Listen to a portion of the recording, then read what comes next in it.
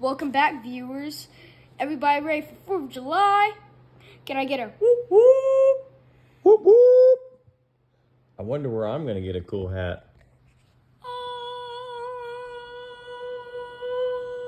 Nice. Oh, I didn't actually get it though. Oh, okay, feels good. Now you can have it back. Okay, thank you. Cool. All right, chapter 9. The next 2 days at the diner, Chet kept waiting for the guys to come in. Every time the door opened, he looked up, hoping to see them elbowing each other to be first to the counter. They never even walked by. Chet kept trying to work up the nerve to go and find them. And finally on Wednesday, he was ready. It was another scorching day, the hottest yet. After the lunch rush was over, Uncle Jerry decided to close the diner early. All the ice in the restaurant had melted. The milk had curdled. What does that mean? I don't know. I think it means like spoiled. What does spoiled mean? Just went bad. I think kind of it congealed into like a solid substance. Gross, huh? Yeah. Imagine pouring your milk on your cereal and it was all kind of clumpy. Boop. I bet it would be like expired. Yes. You could just about cook a flapjack on the kitchen floor. That means it's hot. Yeah. I'm going home to stick my head under the water pump, Uncle Jerry said. Then I'm going to swing in our hammock until the sun sets. Chet said goodbye to Uncle Jerry and headed for the creek. Sure he'd find the guys playing ball in the water. But the swimming hole was quiet. Chet realized they were at the factory. They were still at the factory. Their shift wouldn't be over for an hour. While he was waiting, he noticed that there were still splotches of ketchup on the dock. They looked even more like blood now, like evidence of a gruesome crime. He decided to try to clean them before the guys got here to erase all reminders of his prank. He understood and jumped into the...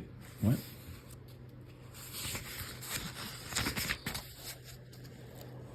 He undressed and jumped into the creek. Then he splashed water up onto the dock, hopped out of the water, and scrubbed the stains with a handful of leaves.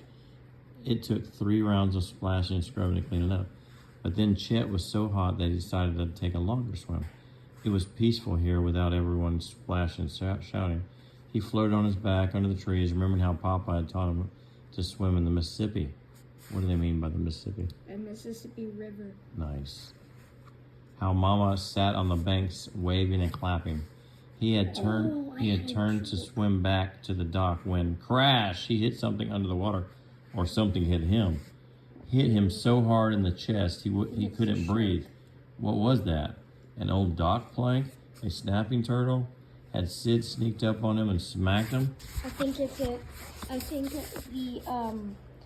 I think the high waters swept a shark into the creek. And it was a shark that bumped him. The water around him looked funny, like it was filled with red smoke. Chet looked down in shock. His entire chest was scraped and oozing blood. What could have done that to him? A cold terror rose up inside him. He suddenly had the feeling that someone or something was nearby watching him, and then he saw it, a gray fin. It glistened in the bright sun as it glided slowly toward him. He had to be seeing things, or could this be another prank? Were the guys getting him back? But no, this was no tile. As it got closer, Chet could see the dark shape of an enormous fish, bigger than him, even bigger than Uncle Jerry. 2 black eyes peered up through the water. Chet's heart stopped. Uh-oh. It's a shark fin. Told you. Killer eyes. Chet took off toward the shore, pounding through the water, kicking with all his might. Finally, his feet touched the bottom. He was running now, his heart hammering, a voice booming through his mind. Get out of the water, get out of the water, get out of the water. Almost there, just a few more steps. He dove forward, landing hard in the dirt.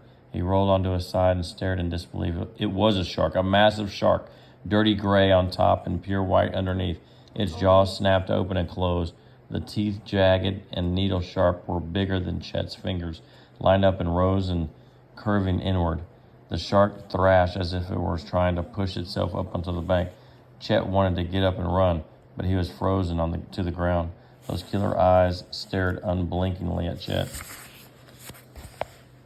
And then, with a flick of its tail, the shark thrust itself back into the water. It hovered for a second on the surface. Then, with a whoosh of its tail, it disappeared back down the creek.